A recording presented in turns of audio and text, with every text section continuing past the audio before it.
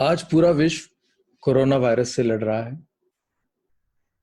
भारत देश में corona virus के बढ़ते हुए केसेस, बढ़ती हुई मौतें सभी जनों का कोरोना वायरस की तरफ फोकस बना के रखती हैं। कोरोना वायरस एक बहुत ही संक्रामक वायरल इन्फेक्शन है और इस वायरल इन्फेक्शन में पेशेंट की जान भी जा सकती है।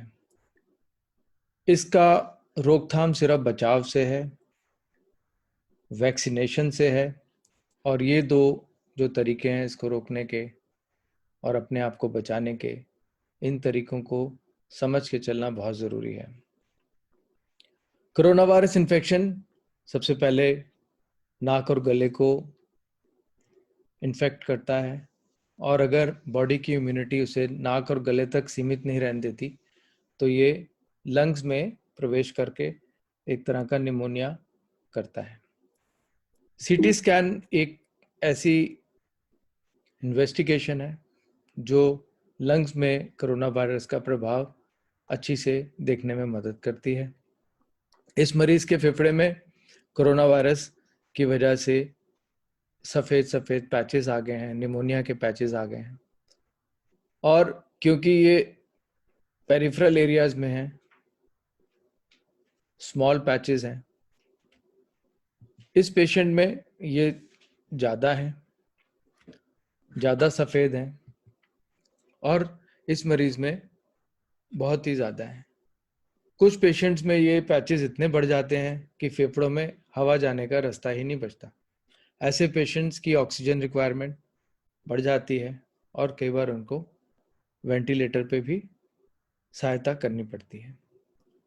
ये एक और तरीके से एक्सरे को देखा गया है जिसमें कोरोना वायरस के जख्म एक्सरे में भरपूर रूप से प्रेजेंट है। इस सीटी में ये सूखते हुए जख्म है। सीटी स्कैन की रिपोर्ट कुछ इस तरह से आती है जिसमें सीटी स्कैन में राइट साइड और लेफ्ट साइड के फेफड़े को अलग अलग सेगमेंट्स में डिवाइड किया है। अपर लोब में right side, middle lobe, right side, lower lobe, एक में इन्होंने 5 नंबर तक की स्कोरिंग दी है। अगर अपर लोब की इन्वॉल्वमेंट कम होती है तो उसको स्कोर 1 मिलता है, अगर 5 से 25% इस तरह से इस रिपोर्ट को दिया जाता है।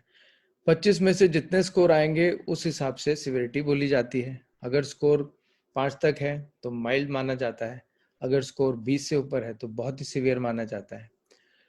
तो इस तरह से सीटी स्कैन से कोरोना वायरस की लंग्स में हुई इन्फेक्शन का पता चलता है। परंतु सबसे बड़ा क्वेश्चन आज ये है कि किसको सीटी कराना चाहिए और किसको नहीं।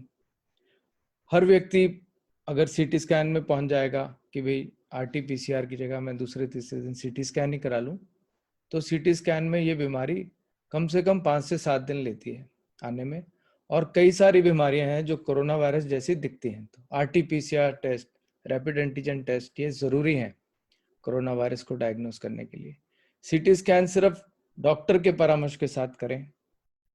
किसी भी पेशेंट को अगर लंग्स के सिम्टम है, सांस फूल रहा है, ऑक्सीजन सैचुरेशन कम हो रही है, तो ऐसे पेशेंट्स को अपने डॉक्टर से पूछ के सीटी स्कैन कराना चाहिए और रिपीट सीटी भी।